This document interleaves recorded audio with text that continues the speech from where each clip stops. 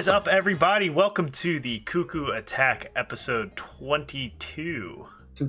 I am your host, Chad Hembrock. With me, as always, Patrick Hughes here. And we have a Nintendo Direct.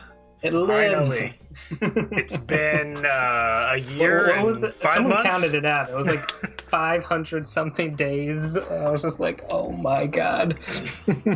So what better time to make a podcast since we haven't done one in like 2 months other than our fantasy games betting spectacular.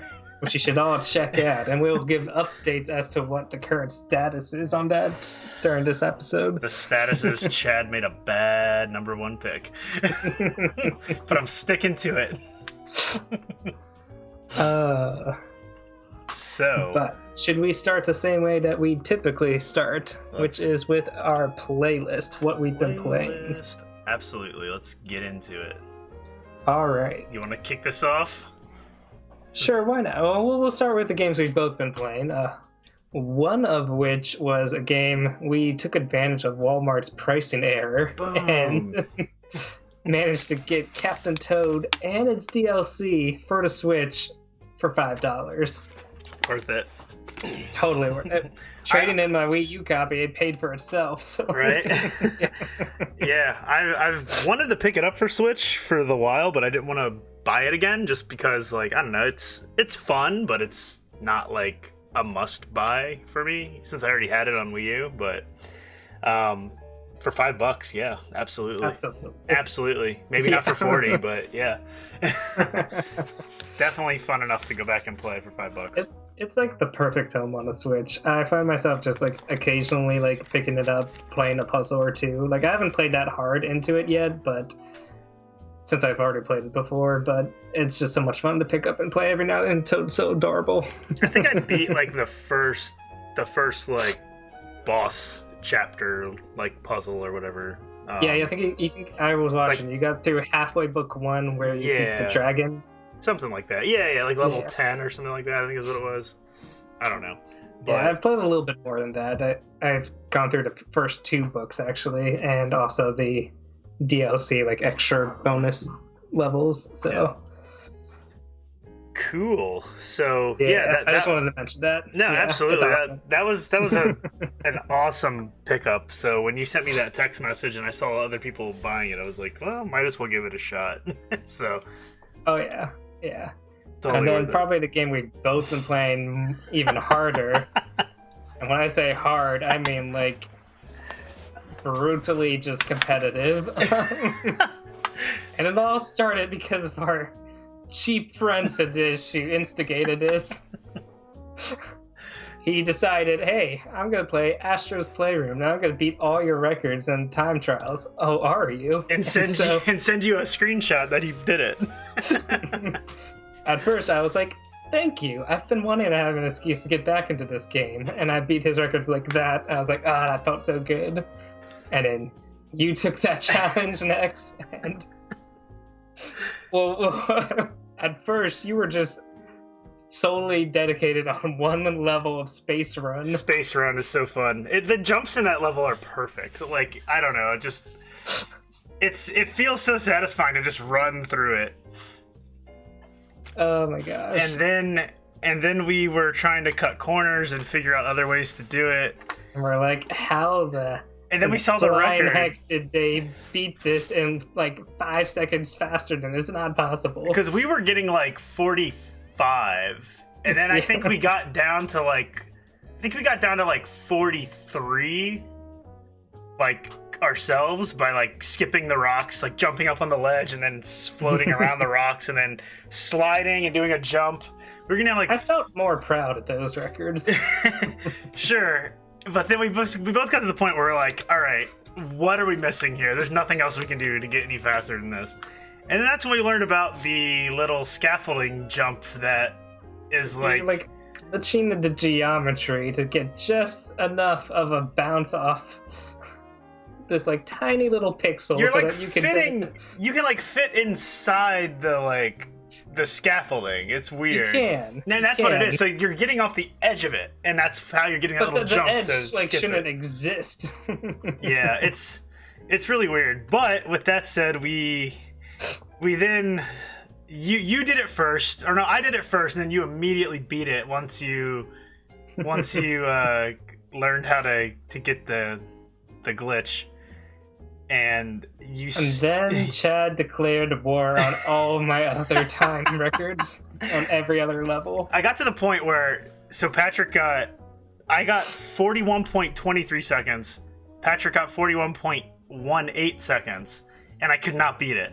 So I just decided, well, I'm going to try to beat his record on every single course. So I did. One night, he wasn't online. I went on there, and I beat all the other 7 runs, the 4 motion control levels, and the other three runs, except for the space race. Let me tell you, folks, there's nothing more unpleasant than waking up in the morning, just wanting to eat breakfast and watch some cartoons, and you just get blasted in your face. So-and-so beat every single record. It's just like popping up 7 times in a row. I'm like, oh my god.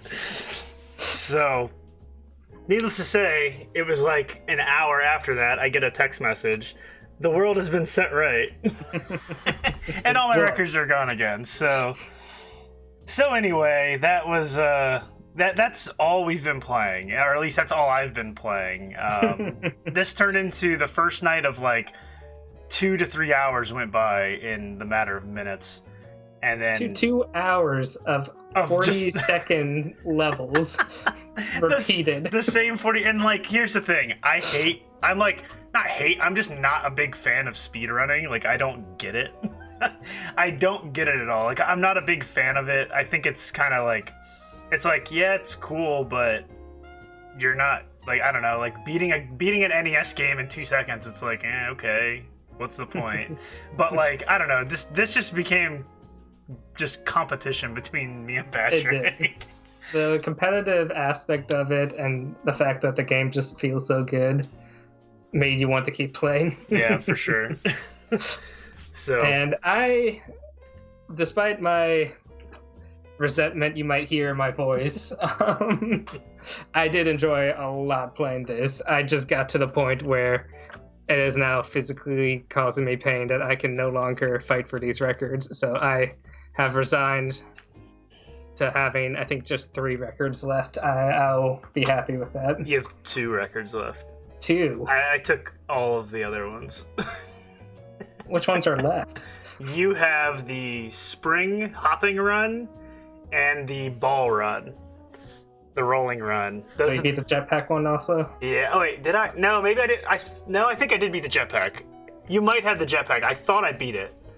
Okay. I'm pretty sure I beat that one too, because I was working on the spring one, and I just cannot get those jumps timed perfectly. So I have 2 records still, folks. 2 records. I think you have 30 seconds on that one, and I have 32 seconds. And the record's like 22 seconds. So I don't know. I don't know what the hell I'm missing on that one. It's insane, but it's nuts. But yeah, that's what we've been, or that's what I've been really focusing on a lot of my time. That was. But I'll take it. I'll take no records to 6 of 8.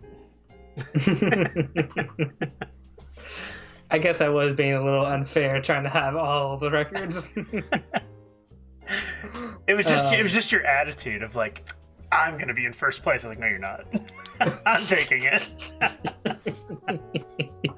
I'm sitting down and dedicating myself until you don't want to play this anymore. Hey, you are the master of like NES and arcade games. I was like, I am the Astro man, but I guess not. It was and the crazy thing is, I still, like you said, it's just luck, and I feel like it's luck as well, regardless of like. Oh yeah, because like, it totally feels like luck at this point. Like, for instance, the speed run that we watched to get the 40, it's like the record's like 40.56 seconds. Patrick and I are literally doing the jumps, like jump for jump, same path, and we're getting a second slower, and I'm just like, how? It doesn't make sense.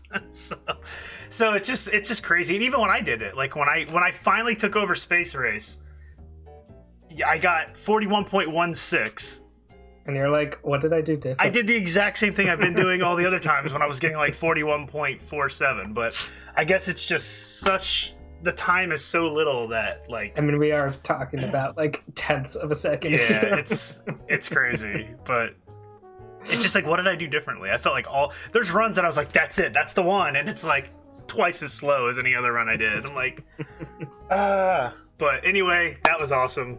Lots of fun doing that. Yeah.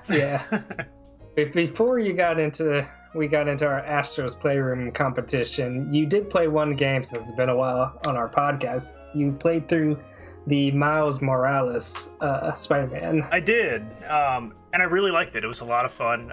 It was more Spider-Man, essentially. Picks up where the first Spider-Man left off,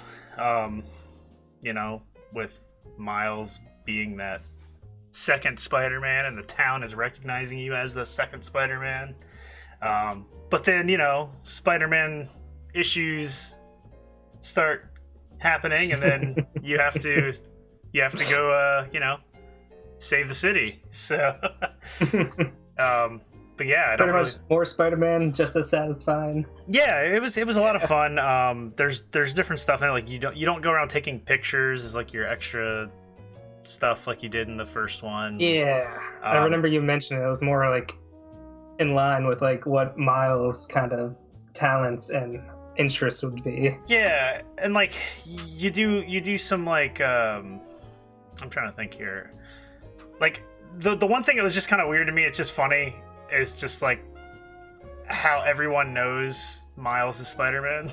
Like just so easily. Like nobody ever suspects Peter until like the end of the game or the end of the movie, but then like in a Spider-Man film, but then like this one it's like, oh, hey Miles, and he's like, what, how'd you know it was me? It's like everyone knows, and he's just like telling everybody he's Spider-Man. It's kind of funny, but no, it was a lot of fun. I mean, the game, it was more Spider-Man, felt identical. There's some new weapons, some new moves, but it was a lot of fun. I like the story. I like I just like Spider-Man. I don't care. I've always played Spider-Man games growing up, and I think one of my first video games was like Spider-Man on the Game Boy, The Amazing Spider-Man on Game Boy. That was a tough game. But that was good. Another thing I finally picked up and got back into was a like 2-year-old save of Metroid Prime that I had. I've still never beaten that game, and I still haven't beaten that game, but I did stream it with you, and we went through the rest of the snow level, the drifts, whatever. Fendrana drifts, I think it's called. Yeah, something like that. Drifts, and then and then that like space pirate research station. Yeah, and then beat that big like frozen dinosaur guy. Rock monster. Yeah, that was a pain. But I don't remember his name. Yeah. But yeah, so we beat that, so that kind of put me back on the map of like where to go. So I think my last save point was actually I just went back and saved at Samus's ship, and then I haven't touched it since, because that's when we got into Astro, was shortly after that. And we also picked up with our friend, we started the third Fenyx Wright game, the Trials and Tribulations. That's right. Yeah. So we're in the like second case of that right now. I think second half of the second case. So we still have a bit to go in that, but again, then Astro kind of picked up, and then our buddy's been playing other games and not. Call him out. Yeah. Call him out. Yeah, you cheap. Nah, he's cool. But I do give him Destiny like all day and play some Fenyx Wright with us at least one night. Yeah, we always call him out. I'll like message him on PlayStation like, dude, join Fenyx. So it's we just need to plan that a little better, but it's all good. And then last thing is I finally booted up the other night Horizon Zero Dawn, and I've wanted to play this game pretty much since Breath of the Wild and Horizon came out back in 2016, 17? 17. Yeah, 17. Can remember when the Switch came out. I've wanted to play it because it looked fun. Everyone was kind of comparing it. You know, it's like it came out the same day as Breath of the Wild, so it wasn't really getting that fair share, is what a lot of people were saying. And I'm not sure if it was. I think it was pretty close. Yeah, but I watched like comparison videos of the two of them, and I was like, yeah, Horizon looks great, but then like the attention to detail in Breath of the Wild was so much better. Just little things like swimming in the water, being able to pick up your arrows, and just like little stuff like that. Jumping, climbing, obviously goes to Breath of the Wild. So I finally sat down and played it, and wasn't impressed.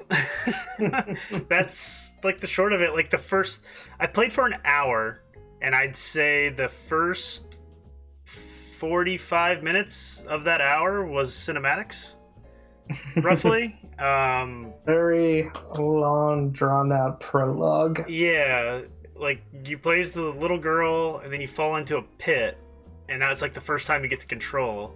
And when you get that control, the camera is like literally in the back of your head. Like you're trying to take in, like say you're trying to take, if you're watching the video feed, you're trying to look at my room right now, but all you see is that. You just see my hand, and you can't see the rest of the room. You can't focus on it because that camera is your character. It was so close. It was, I don't know, it was too much, and I was immediately like turned off by that. And then it did get better when you got out into like the wild, the open. It did get better. But I don't know, the game just didn't feel right to me. I don't know, it just felt weird. The controls are kind of funky. Like the fact that you're using the trigger buttons for your triggers melee. So like triggers melee, and I was like, oh, maybe I can change that. Nope, no button. Can't button map. Even though the option's called button mappings, but when you click on it, it's just like a menu. It doesn't let you change anything. I don't know, the story just felt really long, and I was streaming it with Patrick, and we were both like, what's the point of this? Because like they teach you to like stealth around these like watcher animals, you know, these mechanical animals, mechanical raptor things, and then like, but then as soon as you get a weapon, there's like one little part you stealth that they teach you how to stealth around it and read the way they move, but then you're an adult. And then at that point, you can just kill them all with one shot with an arrow. So it was like, okay, that was pointless. Now, obviously, when you get, it's probably... I'm sure there's like more dangerous things that you want to... I'm sure, but it's just like, it just felt like they could have just taught me that as an adult. That whole tutorial felt so weird to me too, though. Like, so Sidish did say... The person you were trying to like help who like hurt his foot, and you're like guiding them out, and he's like, how are you avoiding them? I'm like, how do you not understand this? Like, if it's looking at you, don't move. If it's not looking, you just move. It's like, this is not rocket science. Yeah, it's like, get in the top. There's no need for holographic tracking. It's just like, move when it's not looking at you. I'm a child. I picked this up in 2 minutes when my dad told me to get into the tall grass. And why is it that, like, no one's allowed to talk to you, and then like immediately as you start playing, like everyone's talking to you, like it's not even a big deal. Yeah, but we're an outcast, so I don't know. Like Sidish told me to play the trial part, which is like when you, I guess that's the first big mission that you're about to do. Yeah, so I mean, I might fire it back up and do that, but I really wasn't impressed. And like I said, I only played for an hour, but it was like literally, like, I hate games where it's just nothing but cinematics. Like, and I think that's like my biggest reason why I've never gotten into these like huge AAA titles that have come out on like Xbox or PlayStation and stuff, is just because I don't want to sit there and watch cinematics all night. I want to play a game. So, yeah, that was just a little disappointing to me. So, I had high hopes. I'm glad that I got the greatest hits version of it. So it was only $10 over Christmas. So, and it was a gift. So that was my wife's $10, even though, yeah. That's not the box it came in, is it? Oh, so no, yeah. Came in a red box. But Patrick's had to swap them, and it looks so much better, SpiderMan in the red box and Horizon in the blue box. So, yeah, it does look so much better. That's the way it lives now. So, that's fine by me. But anyway, Patrick, what have you been playing? I've watched you play a few different games over the the week or month or two. So this week, I actually finally rolled credits on Ghost of Tsushima, and I am overall very happy with the game. I think, despite my nitpicks that I could definitely pick apart at it, like, it was a very fun experience from start to finish. Like, my main criticism is that it probably is a little too big for its own good. Like, it either needs more variety of, like, gameplay, or it just needs to be a little smaller. But I feel like they fully explored the samurai concept to its fullest, and so I don't think there's really, like, anything more they could add to it. So I think it was just a little too big, but that's not to say that what they have isn't fun. So, and like the story was a lot of fun. One of my friends was telling me, I didn't even realize this, but now I can't unhear it. Two of the voice actors in the Japanese dubs were actually two characters from One Piece, Zoro and Usopp, which I love One Piece. It's like one of my favorite anime shows. I'm like on episode 500 right now, rewatching it. I was gonna say, isn't it like 1,000 episodes or something? I'm trying to get back to because I stopped watching around episode 700. Jeez. And then because they didn't have any more on Hulu to air, I was like, well, that makes me sad. And so that's how I felt when I finished One Punch Man. I was like, and it's only like 2 seasons, and I was like, oh, there's no more? Damn it. And I've like never been big into anime. Yeah. So this past year, like in July 2020, I decided to subscribe to Crunchyroll so that I could finally like watch all of One Piece that I've missed. And I was like, I don't remember so many bits of it. I'm just going to start from the beginning. I'm doing it. And so now I have like 500 episodes back in. That's a great way to spend the pandemic. Yes. I've just been watching like 2 episodes every day at lunch, so. Nice. And you can like fast forward so much through it. I got so off topic. What was I talking about? Ghost of Tsushima. Yes, okay. It's okay. It's what I do. I do best. Derailing conversations. Great game though. I really enjoyed it. I'm just finishing up like post game now, just like liberating the rest of the island. So, and then I think I'll move on. But I enjoyed enough that I kind of want to at least do a little bit more. Nice. Did we talk about your Cyberpunk finishing last episode? You know what? I don't think we did. I think we just talked about like my initial impressions. I don't think we talked about how disappointing the finale was. I don't remember. I don't know either, but we'll touch on it very quickly, just in case I did. But I just wanted to mention your end game of it. Oh, it was awful. I don't think anything perfectly like summarizes what that game's experience was. Then I finally got to the credits of that game, and I'm just watching the credits, and it crashes mid-credits. I'm not even doing anything, and the game crashes in the credits. And you weren't the only person that reported that either, which is pretty hilarious. But... so I like so hard just like deleted my save data immediately after, and then like bookmarked my day on the calendar when I'm going to trade it in. And I have traded it in. Which I will talk about shortly for what I traded it in for. But before that, 2 other games I will mention. I actually picked up a bunch of games on Switch was having like a New Year's eShop sale. So picked up a bunch of games. I'll just mention 2 of them that are of keen interest to me. One is called CrossCode, which is so cool. It's kind of like it's really weird because it's very unique. I don't know if you can really compare it to any one game, but it's definitely inspired by like Super Nintendo classics like Secret of Mana, Chrono Trigger, Zelda, and all those kind of games. Like the dungeons are super Zelda, like it's so satisfying. I'm enjoying that a lot. Did you ever finish that, or are you still playing it? Still playing it here and there. Yeah. I'm only at the like 2nd dungeon in the game. I'm not sure how big the game is, but yeah. It is very satisfying. Like the combat in that game, how you have like a mix of like close range and long range attacks that you use to fight enemies. And the really cool part about it is like you get into battles, like when you attack an enemy, it initiates combat mode, and when a battle ends, you recover all your health and you get your experience and whatnot and rewards. But if you initiate combat like with another enemy in the area, like keep fighting, you don't recover your health, but then you can get more rewards and experience, like the longer you keep that chain going before the cooldown.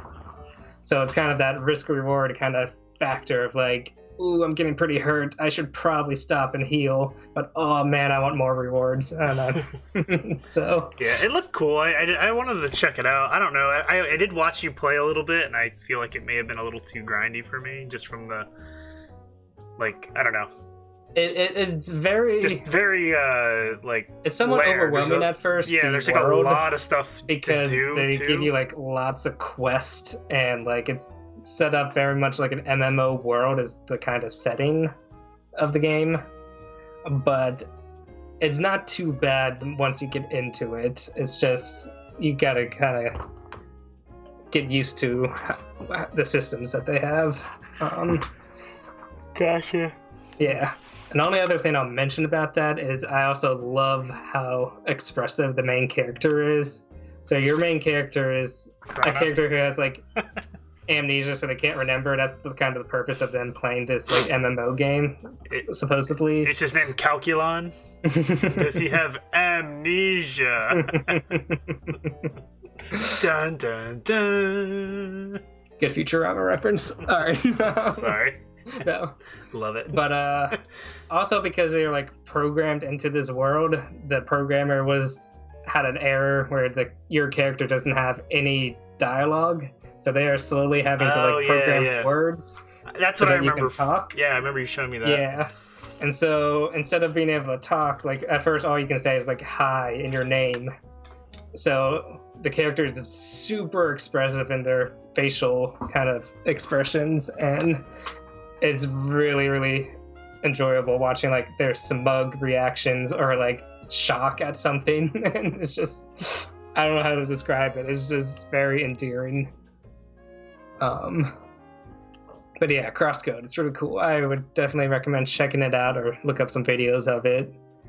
And then I also picked up Cyber Shadow, which is I wanted to get that. It's not made by Yacht Club, but they help publish and kind of like fine-tune the game for this other publisher. So just the fact that I had Yacht Club's like stamp of approval had me like, all right, this is probably gonna be awesome. And if you pre-ordered it, it was like $5 off, so I was like, okay. Yeah, I should have pre-ordered it. I should have. I'm sure it'll go on sale again. Yeah, but, I'm sure. From the little bit I've played of that game, it is pretty awesome. Like the controls feel so tight. The music is like so hot. It's so jamming. I'm not super into the story. It's like cybernetic ninja post-apocalyptic world. It doesn't really rope me in quite the same as Shovel Knight did, but the gameplay is just so tight that I'm enjoying that a lot. I'm glad it came out now, because I remember first seeing that right when I was playing The Messenger. Yeah. And I was like, oh, that looks so cool, but I'm playing this game right now. And I think they have very different feels from what I saw of you playing The Messenger and this. That's what I've heard. The Messenger seemed more like a Metroidvania-ish game. It is to a sense. This feels much more like a almost like action platforming, like a Mega Man game. So yeah, I have to check it out for sure. I mean, it's definitely up there in like the types of games that I like to play. Yeah, so you'll definitely like it. I'll have to check it out for sure. I mean, I can't speak to the ending yet, but from the intro that I played, it's super fun. Yeah, there's plenty of games I've probably paid more for and never got past the first level, so I'm sure. At least I get an enjoyment out of some of it. I heard it's tough too. I heard it's like really tough. It was definitely getting challenging up to the point where I've last played it. because I remember you hopped on right after I beat that dragon boss in the water. I remember you talking about it. Oh my gosh, that boss was kicking my butt for like 15 minutes. I was like, gosh darn it. Yeah. Because it was like you were like multitasking so many things in that boss fight. You had to like swim, but also like knock down these robots that put these inflatable rafts as the dragon was like coming in and out of the water, and you're like got to keep your distance from the dragon because it shoots like fire and electricity, and I'm like, oh my gosh, so many things were going on. Sounds terrible. Meanwhile, last time I played the messenger, I'm still fighting a totem pole.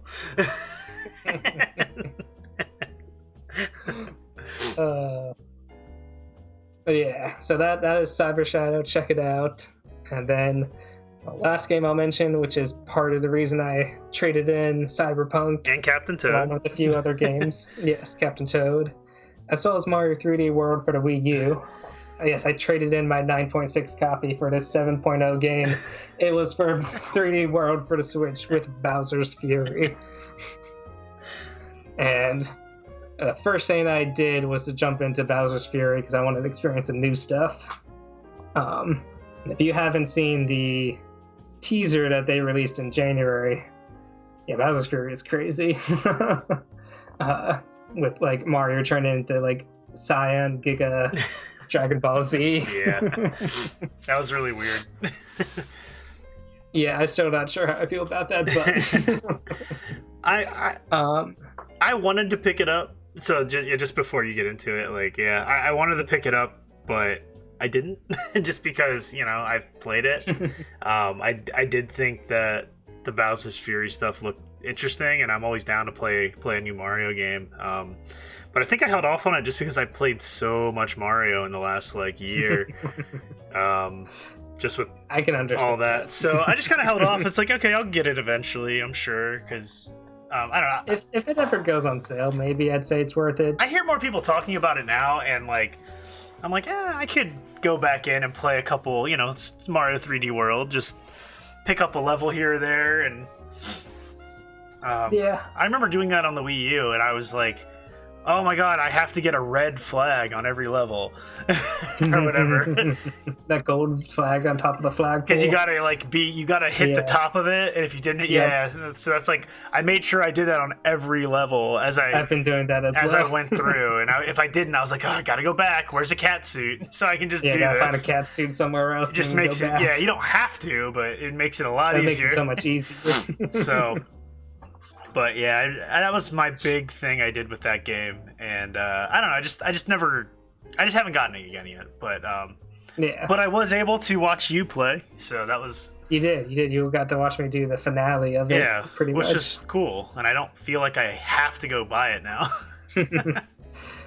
Yeah, like I don't think Bowser's Fury alone is enough of like a motivation to buy it if you already played 3D World. If you haven't played 3D World, then yeah, absolutely, this is a great combo, and they're both great games. Yeah. Bowser's Fury was fun. Like, I enjoyed it from start to finish. It feels a little at odds to me personally. I think this might be just because I play so many of the 3D Mario collections this fall, but I think Mario 3D World Engine is really good at 2.5D Mario gameplay, like where they have very fixed camera perspectives and they intend you to play the levels a very specific way. And not that Bowser's Fury isn't smartly crafted in its levels, where for the most part you play in a very kind of linear fashion, but it does lend itself more to 3D exploration. And I think the controls feel a little at odds with trying to like move, run, and jump and rotate your camera at the same time. Like, my thumb can't do all of those things at the same time. Especially the fact that there is like a run button, which feels bad with camera controls. Yeah. Because in like all the other Mario games, you kind of just run automatically if you hold forward the stick. Yeah. And the lack of like versatility and like having like a spin jump like in other 3D Mario games, it just feels a little less of a 3D Mario platformer. Yeah. not to say it's very like good casual fun. I think it did a very admirable job using the 3D World engine for what it was worth. Cool. Yeah, it looked fun. Like, you know, like I said, I watched you play, and I did find it weird that Bowser has a health bar. Oh yeah. And instead of just like hit Bowser 3 times and then maybe 5, but I didn't even notice the health bar until you mentioned that. That was for like the final like 100% fight. Yeah. Because for the most part, all the other Bowser fights did take practically 3 hits, Okay. so I didn't even notice the health bar. Okay, yeah. I thought that was kind of weird. I was like, really? He has a health bar now? That's kind of strange. But whatever. I don't know. Maybe that was supposed to be like a reference to like fighting games. I don't know. Maybe. But yeah, it was pretty cool. And like, I don't know if I needed to see so many things transformed into cats. Like, seeing Koopas as cats was a little unnerving being reptiles, but okay. Reptiles with fur. I was like, whoa. Are they mammals? What's going on here? But I think that should do it for our playlist. Yeah, the only other thing that I've been doing other than what we talked about was got my virtual pinball machine here I'm working on. So I've been playing a lot of that. Just like, yeah, you see here in the back, if you're on the video, you'll see it behind me, but it's kind of in pieces. But I'm in the process of building the cabinet and just kind of piecing things together. I got some parts on the way and doing some spray paint and some woodwork and all that razzmatazz. So been kind of just playing around with some tables and seeing how they work with the 3-screen setup, and I played for like 2 hours last night since you weren't online. And Nice. so I played virtual pinball for like 2 hours last night, and then got to bed at a reasonable hour and slept good today. So, but that's pretty much taking up all my time. I have about a week or two before I have to be, you know, an adult again. And I'm going to enjoy this time while I can. Yeah. Occasionally when I've been playing like Animal Crossing on Discord and you're working on your pinball machine, I keep hearing like Guardians of the Galaxy in the background. I'm like, ooga chaka waka.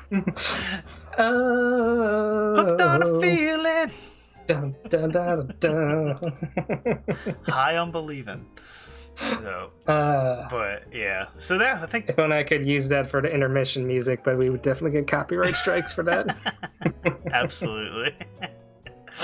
You just gotta say it yourself. Just go ooga chaka, ooga ooga, and then loop it, Just and then put record it that. I in. don't think anyone wants to hear that. And I can jump in with the Hoff lyrics. Do they have like a arcade 8-bit version of that like Journey I'm that I could play? Absolutely sure I can find a Hooked on the Feeling MIDI version. Yes. I will look for that. So, all right. Well, we're 40 minutes into this intro, so let's take a quick Okay. break. I need to grab a bottle of water, and we will be right back.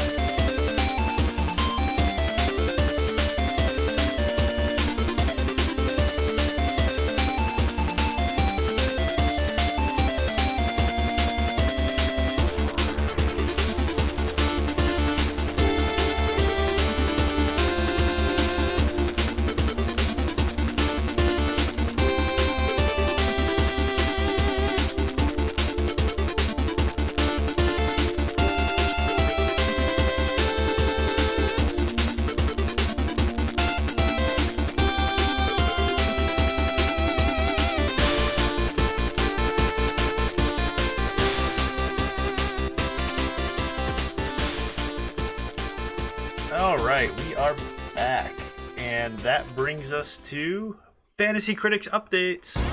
Oh yeah, that's right. Let me pull that up here. What are our standings? So if you haven't checked it out yet, check out our video on where we did our draft on picking our games. If you're curious as how we got our current list here, but I am pulling up the current standings right now. Oh, look at you. And right now in the lead is myself, Wright Games. The Wright Games here is what my publishing company is called. We are sitting happy and pretty at 24 points. Thanks to Cyber Shadow scoring me 12 points with an average review score of 82. And Little Nightmares 2 with 13 points. How does that... That should add up to 25. That doesn't make sense. Whatever.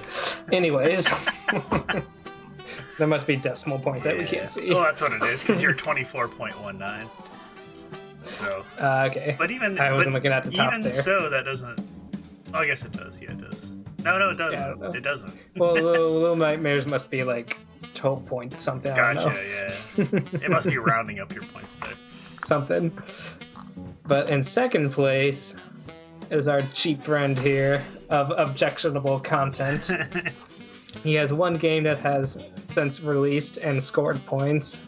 Probably the best game so far of all of them. Hitman 3. Got an average rating of 86, netting him 16 points. Yeah. I did not expect that game to do as well as it did. So, kudos to you, I suppose. Yeah. And meanwhile, our co-host Chad here of Edgy Picks are very edgy because none of them have released yet. And none of them probably will. And yeah, of the upcoming games, he only has one game that is actually slated to release in the next 6 months, and that is Pokemon Snap. Yeah, man. Pokemon Snap. Which is counterpicked by objectionable content, so he will be stuck with that game no matter what. It's gonna review fine. Because whoever reviews it's gonna be somebody who loved Pokemon Snap on N64, and they're gonna love seeing it in higher resolution. So it'll do fine.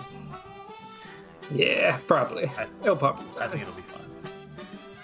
Well, but to quickly end this update, I'll just go over to games coming up in the next month.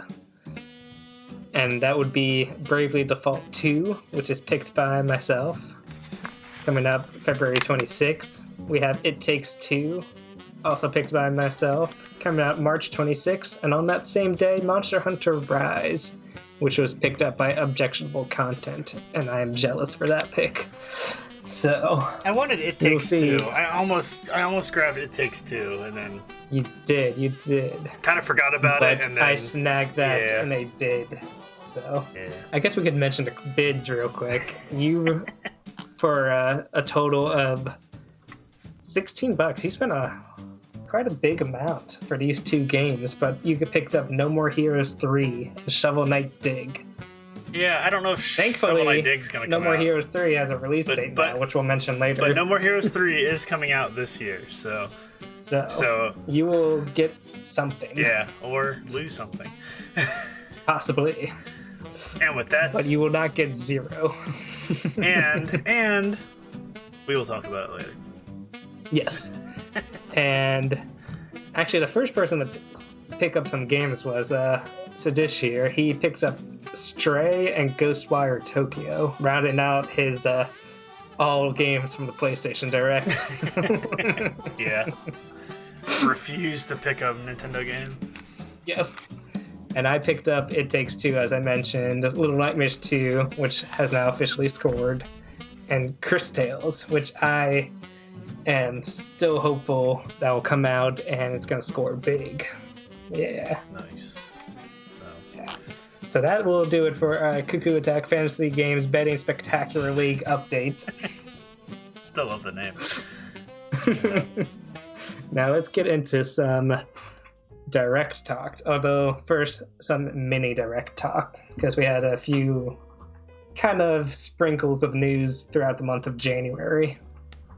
We already mentioned about Bowser's Fury and the reveal of Super Saiyan Mario, so we don't need to mention more about that.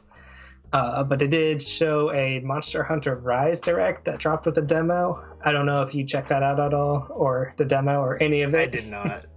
I think I downloaded some demo, and I never played it. Yeah, that sounds very. I downloaded the Immortal Fenyx Rising demo, and I never played it. Oh, I forgot to mention that on here. Yeah, I did that as well. Yeah. You didn't play that demo though? Never touched it. Well, I can quickly touch on both those demos because I did. Okay, go ahead. Although neither of them really impressed me, so. Don't get me wrong, Monster Hunter Rise, I'm sure is going to completely satisfy all the fans of Monster Hunter. As a newcomer, the barrier of entry is still too much for me. I cannot get into that series, and it is no different with this one. Just the combat does not feel satisfying to me. Like the controls, I don't know. The feedback of like hitting a monster just feels so like slashing through the monster. You just know like recoil or effect to, you know what I'm talking about. That satisfying like Hollow Knight feel. I don't know. Is the greatest comparison because see that game feels satisfying, and then you have Monster Hunter on the total opposite spectrum. And it's a shame because I really like the concept of Monster Hunter, like finding new difficult monsters to fight and trying to figure out their tactics, but it's not clicking with me, so. Yeah. I don't know. I don't think I'll enjoy it either, so that's why I never even. And you can always try the demo. Yeah, but and that's great. I mean, I'm glad that that games are getting demos now. Like, it's absolutely that's awesome. And like, dude, because like before, like this digital distribution has been going on, like, you know, it's pretty much the standard practice these days. I feel like demos like for major games have been coming out more recently than in the past. That takes me back to when I was a kid on like the PC. Like you could go to shareware sites or the developer site and download a demo, even if it was just like the first level or 5 minutes of a game, and you get a feel for it. And you just play that demo over and over again, and if you like it, you know, buy the game. Like it just makes sense. I mean, that's a way. Has there ever been a demo that like convinced you to buy a game you thought you would not buy otherwise? I don't know offhand. Like I know as a kid I played a lot of like Doom and like Diablo and stuff like that, like demos. I know as a kid I played like the Dino Park Tycoon demo on like my Macintosh that I got because I got like this shareware of the month club thing that my grandma signed me up for, and I got like floppy disks. At first it was like 7 floppy disks a month, and it would have multiple games on it, and then if you liked the game you called the number and they would give you a key to unlock it.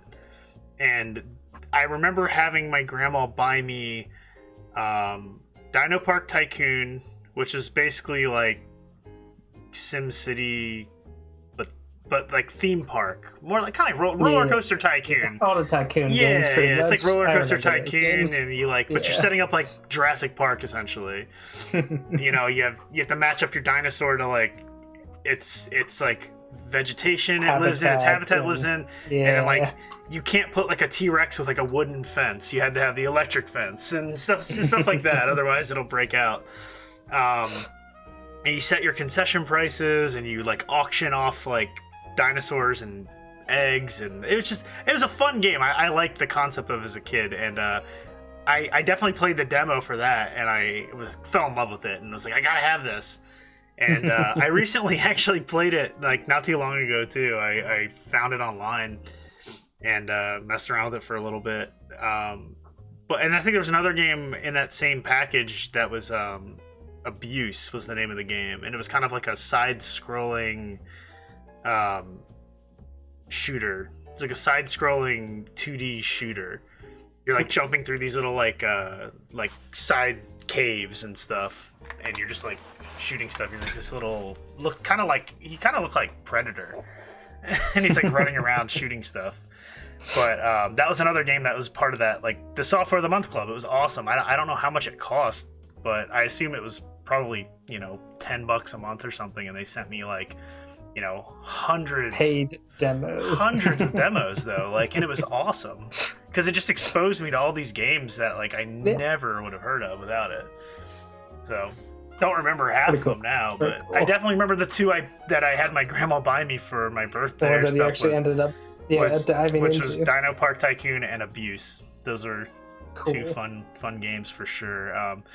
And there were some other ones like, and again, it all comes to PC though. This was all PC stuff. I played a lot of there was like a Hot Wheels stunt driver demo game where you like launched a truck down a hill in like San Francisco.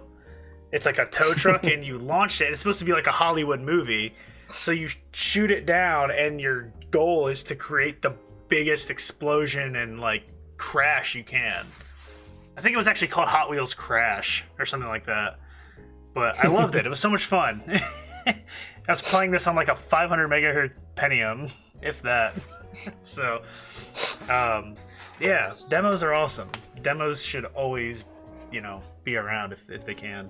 Yeah. I'm trying to think of any examples. I know I've been convinced a few times. I think the only one most recent one I can think of would be back on a 3DS. Fire Emblem Awakening had a demo, and I had never really played a Fire Emblem. I think I played only the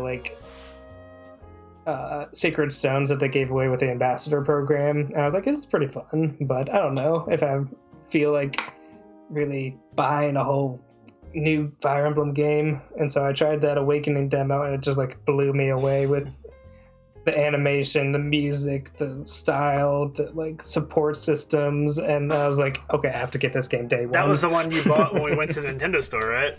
Yes. Yeah. Oh no. That was the Fates at that point. Okay. But okay. I let you play Awakening on a bus on that trip. Yeah. Okay. I was like, try this. Nah, nope. No, thank you. Nah. Yeah. But tangent. We were talking about demos. Yeah. And Monster Hunter Rise. Yeah. It exists. It's cool.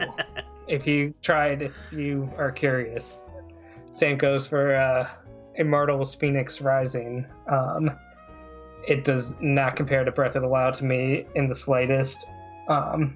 Likewise, the controls didn't really click for me. It felt very Ubisoft.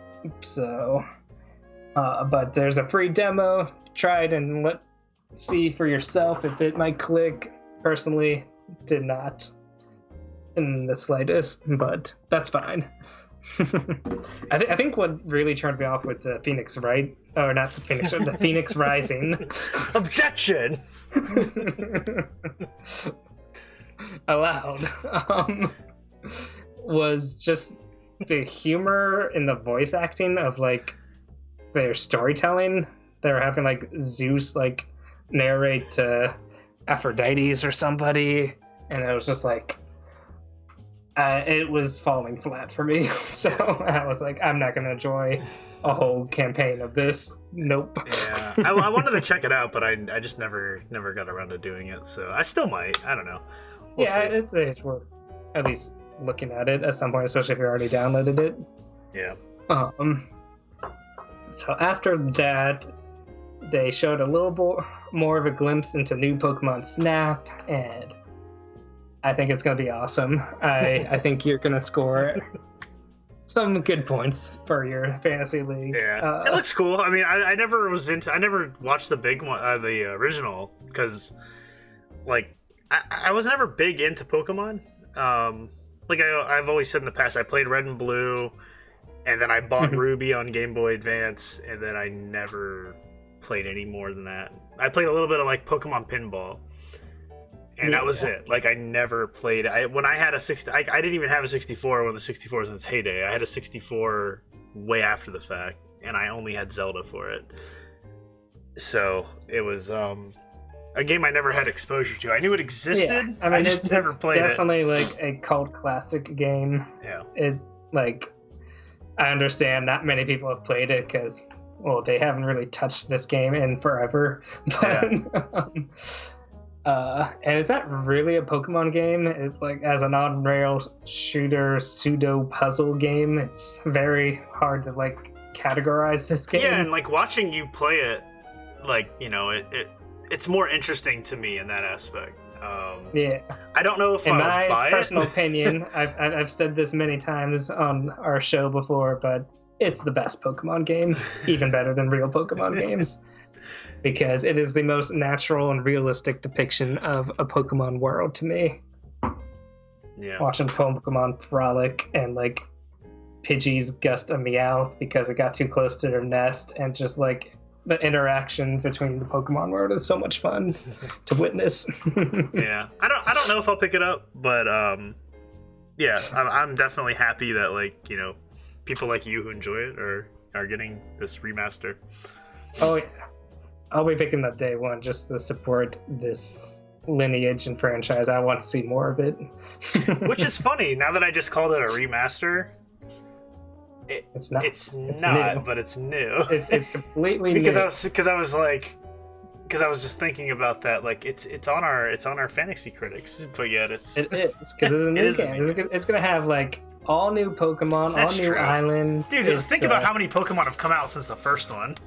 Dude, yeah, that's what really gets me excited. The first one was what? It was like potential? 151 still, wasn't it? Maybe like 200 or 300. So here's the thing, yeah. When Pokemon Snap for N64 released, it was only the like first 150 Pokemon it had available to it, and really that game only had like 30 Pokemon or something. Yeah. It was like a really small number. Yeah. So we're looking at what, a Pokedex of like 900 right now or something like that. Yeah, the Pokedex is crazy large now. It's not going to be that big in this game, of course, but it's going to be substantially bigger, I'm sure, than what the N64 limitations were. But what about the textures of the trees? Dude, it looks better than Pokemon Sword and Shield. That's what everybody says. Yeah. Granted, I get it. Like, this is a game that has a very on-rail focused.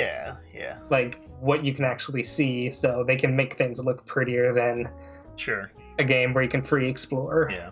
But absolutely, it's exciting.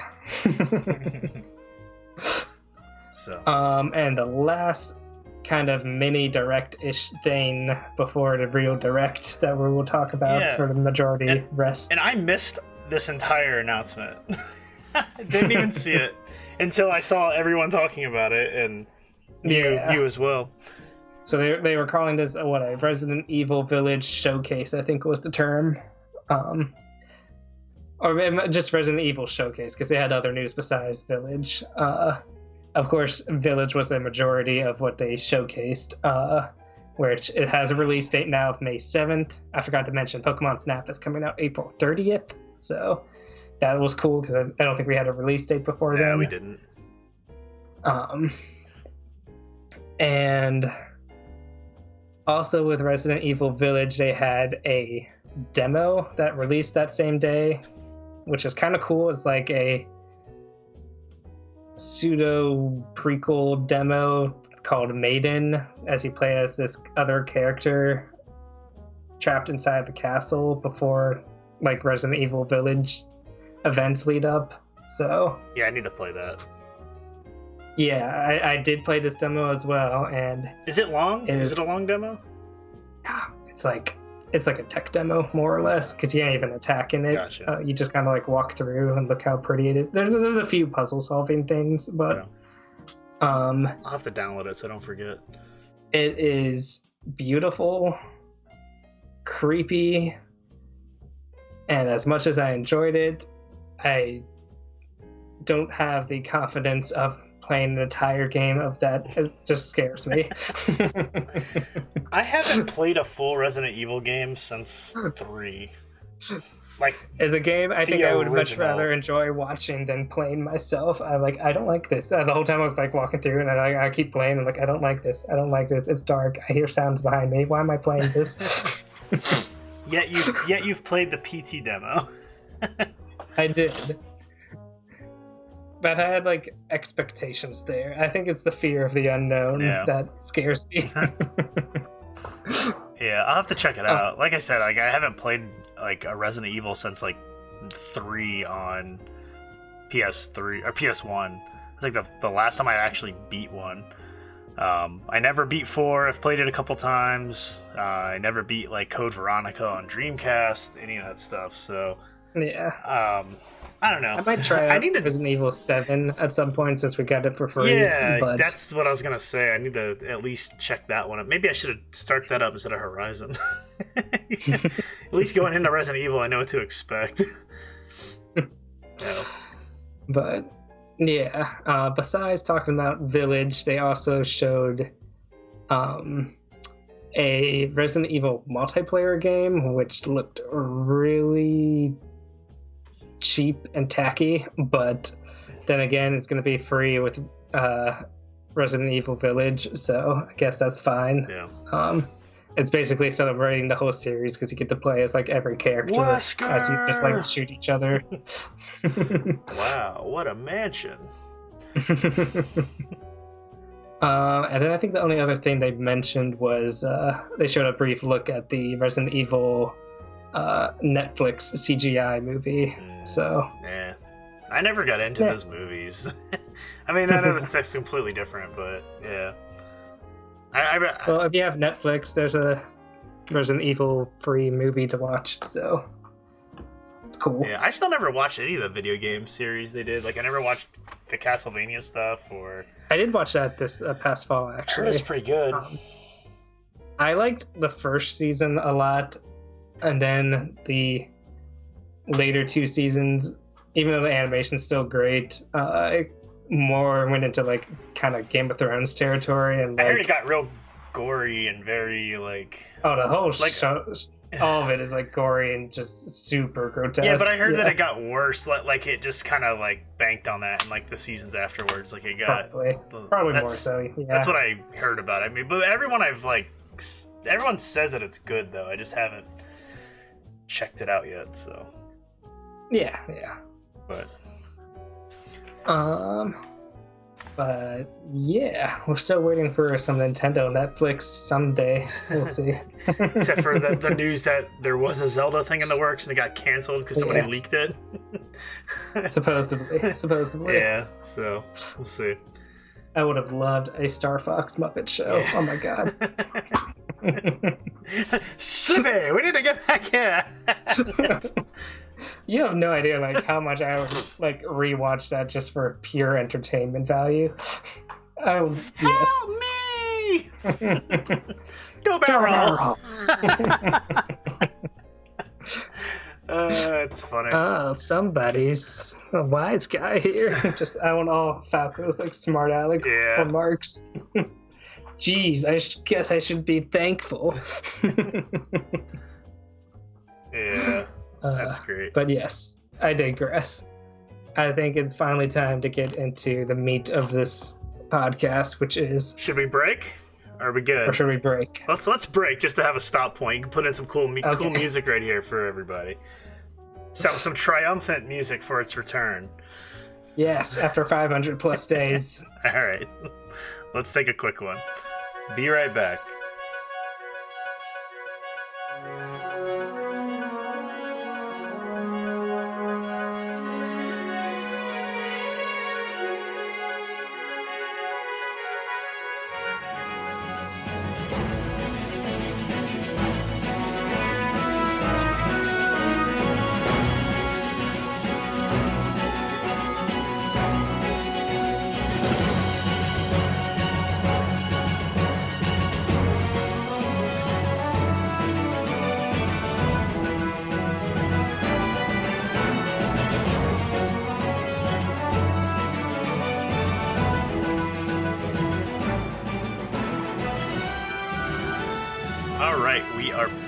Sorry about that. Hope you enjoyed the music. And so is Nintendo Direct. Excellent segue. Yeah. I love the fact how they started the Direct even. They were like, It's been a while. And I'm like, yes. Yes, it has. So I missed the initial opening. When I turned on my TV, it was into the... I missed the whole Direct beginning. Yeah, but, that's true. You know. That's true. I missed... And then I saw so many spoilers trying to like pull up the YouTube video. I was like, no, I don't want to see all these thumbnails. No. Oh, of course that's going to be the Smash character. Shoot. Oh, there's Zelda. Oh, gosh, I don't want to see that yet. Stop it. Yeah. That sucks, man. I'm sorry. I wanted to text you. I was like, "Are you watching yet?" And then you were like, "No." And I was like, "Oh." I was like, "Just text me when you're done." So Patrick and I have barely talked about this. We've talked slightly just between film, and before we started, but like I told him, I was like, let's just not talk about it until we get into it. So it's you're getting raw impressions here, folks. So I turned it on. First take: Smash Brothers new character announcement. Yes. Turns it on. Had no idea that's what it was showing, and I was like, oh, it's some Xenoblade thing. Wasn't thinking about it, and then if I hadn't seen the spoiler like video, it probably would have fooled me. Even though, like in hindsight, I'm like, oh yeah, this is of course going to be Smash. But yeah, I just didn't think of it because I guess there's people have been I feel like asking. They're always doing the Xenoblade stuff now. Yeah, I feel like every every year there's a new Xeno something. Every direct has had like Xenoblade or something that looks like Xenoblade, like just some very cartoony, super anime like RPG. For the past 3 years, they've had like Xenoblade Chronicles 2, then the DLC, then the first Xenoblade game, Definitive Edition, and now we're starting this game back. This direct with Xenoblade Chronicles 2. I'm like, oh, they're gonna have more DLC. Yeah. I'm like, nope. Yeah, that's exactly what I was thinking. So I was in the kitchen like making dinner, and I looked over and saw that, it's like, where have you been? And it's like I couldn't tell you or something like that. And then I was like, oh, this is Smash. Okay, I got it. And yeah. And yep. So what is it? Yeah. Pyra. Cool. What's her name? Pyra. And Pyra like fire. Yeah. That's what she's about. Yeah, I understand. Yeah. I got it. Got it. I figured what the second character's called because I haven't really played this game. Yeah, so I mean, I saw some friends on Facebook right after it announced like that were happy and excited. Yeah. There's definitely gonna be people who are happy. So Sakurai's gonna be happy. He wanted this character. Yeah. This is him like satisfying his own hard-on for the Xenoblade games. So yeah. So yeah, I mean, I as much as like I thought Xenoblade looks like Xenoblade Chronicles X from the Wii U looked cool, I have no interest in it. I think you even told me that I'd hate it. So, I almost bought it too, and I think listening to you, the world building is awesome. The gameplay is what would totally turn you off. Yeah, not surprised. So and it might be a slight, especially Chronicles 2, might be a slight too weeboo for you. Yeah. So yeah. So that's that. Yeah. I had nothing much not much more to say on that. That is, I do appreciate that's more like female representation in Smash. I think that's cool. Yeah. Filling out the roster. I'm just shocked there's not more like bigger third party stuff like a Lara Croft or something like massive. You know what I mean? Like cross platform barrier, like. That Master Chief something. Yeah, that's kind of what I was expecting in this pack, but I'm honestly shocked like Rayman's not in it. I mean, I guess the big one this one would have been Steve, Minecraft Steve was that, that was the big, break for this generation, not for us, but that is what it is. I mean, it makes sense. I understand why Steve got in Minecraft or, got in Smash, but I honestly have no idea how they're going to finish this Fighter's Pass with the last two characters at this point. With it's more DLC after the next two characters. Give the man a vacation. He has a vacation between DLC packs. How to make other games? Like, my goodness. Yeah. I miss games like Kid Icarus. That was such a good game. Yeah. But so on to the next couple announcements. They showed that Fall Guys is coming to Switch, which is that's cool. Coming this that game looks fun, and I hope I can get a deal on it at some point because I'm kind of jealous that you got it for free. And because it does look like something I would enjoy playing with you on multiple levels, especially if we like, oh man, what do you want to play? I don't know. Let's play Fall Guys. Okay. Like you can just. I'm surprised they didn't show like any like Nintendo exclusive costumes or anything with that trailer. Yeah, I'm sure there will be. I'm sure there will be. Yeah. There's always gonna have like a Mario hat or something. Like that's just a given, especially in that game where you can customize so much. Yeah. So that'll definitely be there. they showed Outer Wilds, which I thought that was already out on Switch. Not on Switch. Okay, no. maybe that's why I was like, people have been talking about this. Isn't this already out? You might be thinking of Outer Worlds, Maybe which is that more like Fallout kind of game. That's what I was thinking of then. So yes. Okay. That those two games suffered, or at least I think Outer Wilds suffered more from that name closeness when they released around the same time. Okay. Yeah, I heard a lot of people complaining about that game. That's why I thought it was already out. I just remember people like, this game sucks. It's got frame drops, blah blah. I mean, I can't speak as to what the performance will be like for Outer Wilds on Switch, but it's definitely a cool. Didn't you play it? You played it, didn't you? I picked it up on Epic on the computer. That's right. I haven't got too far into it, mainly because part of me doesn't like the time loop aspect of it, having to repeat stuff every 20 minutes. It's kind of annoying. But yet you like Majora's Mask? I do, but not the time loop aspect per se. Yeah. I like having save points in that game. Yeah. The 3DS version. Yeah.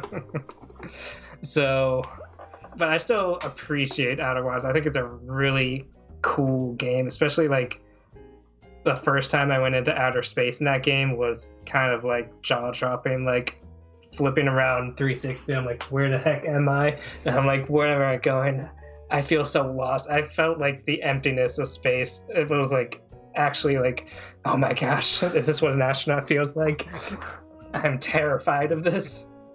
And then all of a sudden, like, a rock hits me and my spaceship strikes. I'm like, oh my gosh, what's happening? But it's a cool game, yeah. And that was home on Switch. That's cool. More people should experience it. Yeah. They showed Famicom Detective Club, which looked kind of interesting. I don't really know anything about those games, but like as a visual novel kind of mystery solving game, I was somewhat intrigued. Yeah, me too. Just from like, some of the games we've been playing, like, Fenyx, Wright. I kind of want to look at what they looked like originally 9-9. To compare, because it looks pretty polished from what they were showing. Yeah, I mean, if it's called Famicom Detective Club, I feel like that's an NES game. Yeah. I mean, it did say it's reaching into its roots. It looked like really like nice animations. I was like, I really am curious as to the comparison. Yeah, I'm sure it didn't look like, unless it was like SNES maybe, but yeah.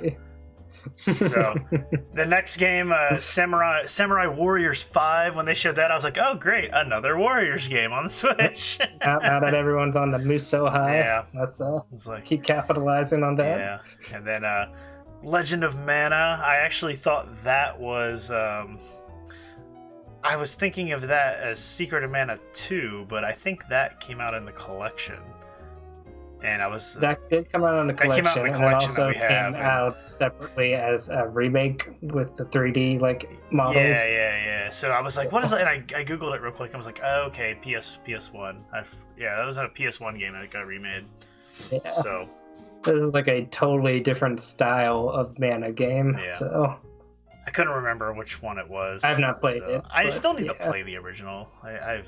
I really need to sit down and start playing some RPGs. You should at least play Secret of Mana. I don't know if the other games personally hold up as much. I started playing the one on Game Boy, and it was so much talking, and like it was just which I mean, I like Game Boy games, but it just when I tried to play that, I was trying to play it at night too, and I was tired. didn't really get into it, but I think I actually ended up selling that collection because I really only enjoyed Secret of Mana, and I have that still on Super Nintendo, so I was like, I don't need this. Yeah, makes sense. You get more money for your Super Nintendo copy anyway. So, and then we had the Monster Hunter Rise. Yeah, they showed a few more monsters for Monster Hunter Rise. Yeah, saw that. Continue feeding into the hype. So the first game that I was excited for was next, and that was Mario Golf Super Rush. And I assume this is there was rumors a couple months ago that was it Camelot Games was where they did they say who was publishing this one? I don't think I saw who was publishing this one, but that was the rumor a while back. That didn't Camelot Games get bought by Nintendo? Oh no, that was not Next Level Games got bought by Platinum.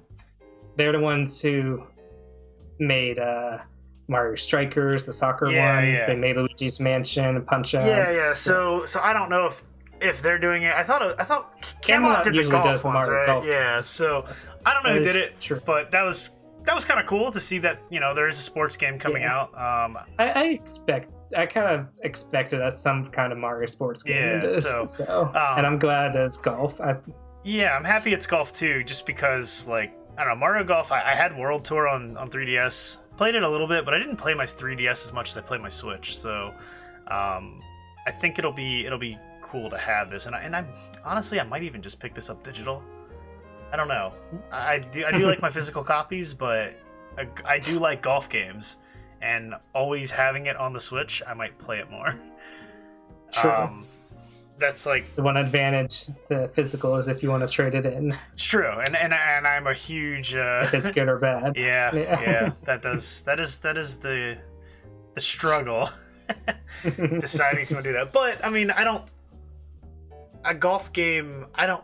I think this will do fine. I don't feel like golf games can really be bad anymore. Once you got past NES golf, I think golf games got pretty nice. I've been playing golf games since when I was a kid. I did play NES golf all the time, and then I played another golf game I played a lot of was Pebble Beach Golf on the Sega Saturn. I played the game, loved it. I used to rent it all the time. I think I ended up buying it too, but I like golf games that have a good sense of personality to them. Yeah. When I try to get too realistic or boring, I don't know, it turns me off. Yeah, for sure. I get that. I used to play a lot of Tiger Woods. Tiger Woods golf was a lot of fun, but it did have some different aspects that would come into the game, and there's different modes, and I think one of my favorite things with Tiger Woods, if you make a putt as the ball's rolling, there's a heartbeat, and it goes into letterbox mode and focuses in. It's dun, dun, dun, dun, dun, like you're getting excited that the ball might go in. I don't know, just little stuff like that was always fun. But yeah, I played a lot of Mario Golf on GameCube and the Mushroom Kingdom or Mushroom Tour, I think is what it was called. And then I played the World Tour on 3DS. Or Toadstool Tour, that's what it was. Yeah, I have it over there on the shelf. Yeah. I think I sold my copy, and then somebody was selling one a week later for $10, and I was like, I'll take it. I want it back. I should have never sold it. I regret this decision. Yeah. So that was one of the first GameCube games I actually picked up was Toadstool Tour when I bought my GameCube. I bought Metroid Prime, Toadstool Tour, and it came with Resident Evil 0, and it came with Mario Sunshine. Those are that was my GameCube lineup, and then I got Wind Waker and the Zelda collections that came with it. So, but yeah, starter pack. I'm stoked for this. I hope the online is good enough so we can play. It has the rush mode. I don't know if you saw that. Yeah, it reminds me of the Everybody's Golf turf battle that we were playing, right. Where that was fun. You were as a team rushing, trying to take over as many holes as you can to get the lower scores on, and I felt that's what it reminded me of. Kind of simultaneous, playing golf at the same time. Yeah, just chaos. So I'm hoping that it has online play and it's not just local. And this had even power-ups associated with it, where you're knocking people over as you're running. And you're turning into Ice Mario, so you can skate faster and stuff like that.